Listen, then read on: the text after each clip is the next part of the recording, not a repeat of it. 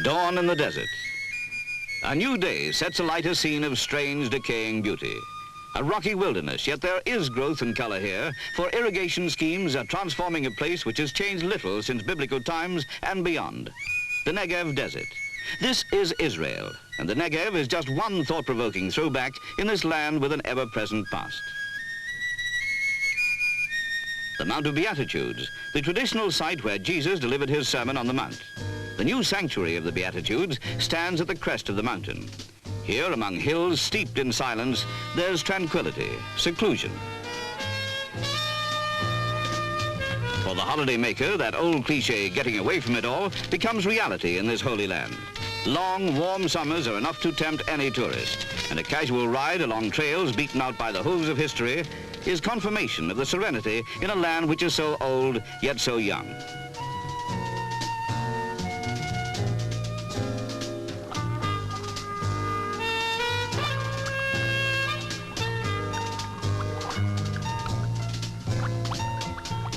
The past beckons on every side. Capernaum, the second home of Jesus and site of many of his miracles.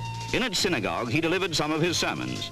Now its remains rest in the sun, a testament to the past in this hallowed place.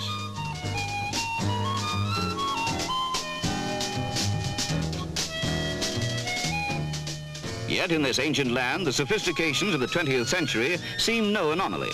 Every day, jet airliners like this bring in the tourist and the pilgrim, anxious to sample Israel's hospitality. Jerusalem, for many, is first stop, the cradle of Christianity, home of Arab and Jew, a city of contrast and centuries of religious conflict. In the Wailing Wall, the last stones of Solomon's great temple survive.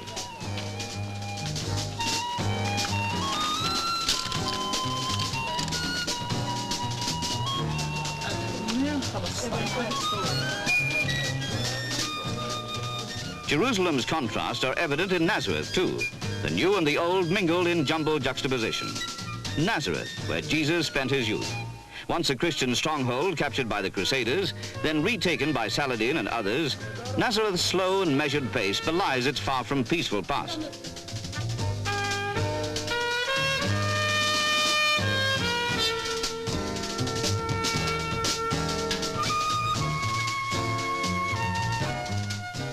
In Israel, it's easy to get obsessed with the ancient, but hard not to appreciate the modern. Everywhere, new buildings shoot skywards as concrete proof of the new Israel. The marks of modernity as symbols of the future. Less than 60 years ago, Tel Aviv was a one-street village. Today, Israel's modern cities are bustling business and tourist centers with a nightlife comparable to any city in the world.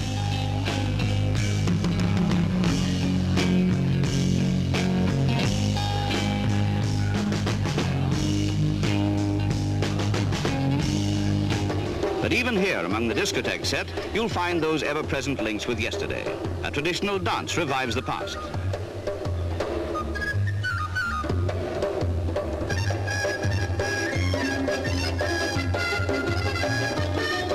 There's nostalgia, too, in the desert.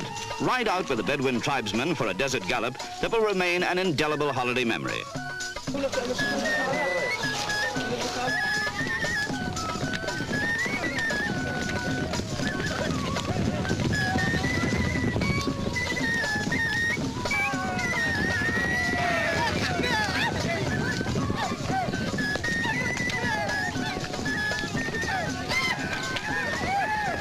On the Sea of Galilee, you can water ski, because for those who want to take time off from exploring the antiquities, Israel is a palm-treed paradise. Here in this Mediterranean-washed land of sunshine, there's every opportunity for the sun-soakers to energetically enjoy themselves. But not all the attractions are on land. At Eilat, Israel's southernmost point, the Mask and Flipper Brigade have found a new and colorful world to explore, underwater.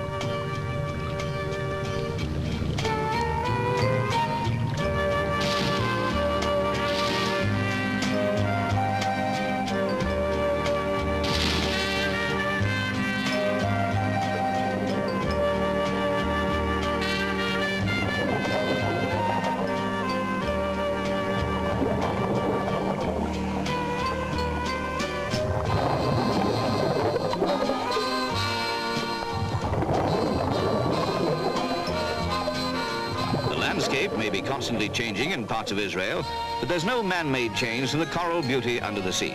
And there are fish in abundance.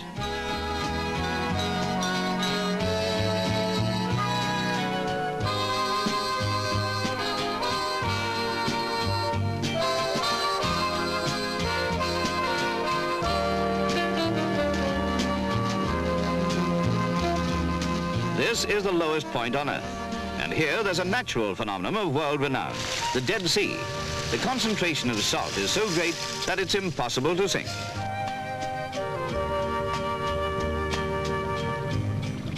Anyone taking the plunge needs to wash off the salt crystals quickly before they dry in the hot sun.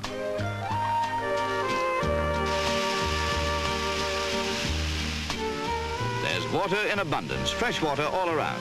And in some places, you'll find the best way to get around and enjoy the sights is in the comfort of a horse-drawn carriage.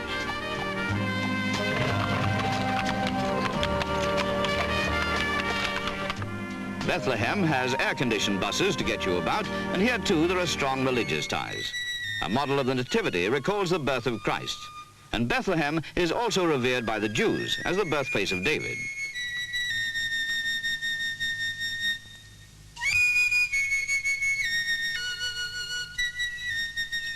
This is the field of the shepherds. The tomb of Rachel in Bethlehem is sacred to Christian, Jew, and Muslim.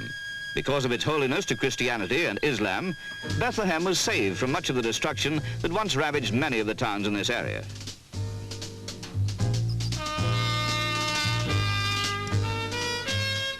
In Jerusalem, the Shrine of the Book is a futuristically designed museum, home of the Dead Sea Scrolls, ancient heritage of both Jew and Christian. On leather parchment are the words of Isaiah, preserved for centuries by the warm, dry climate.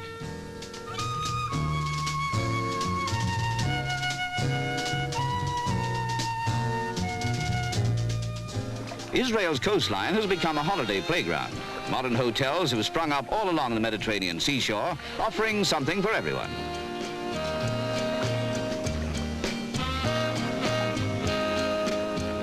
Something for everyone. And that includes a crumb of comfort for the sparrows.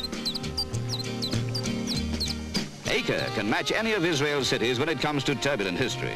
Its strategic position and natural port have given it a peculiar military significance.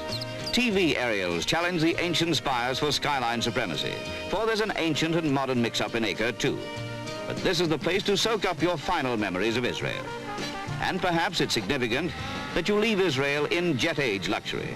Because though the past is important, so is the present and the future.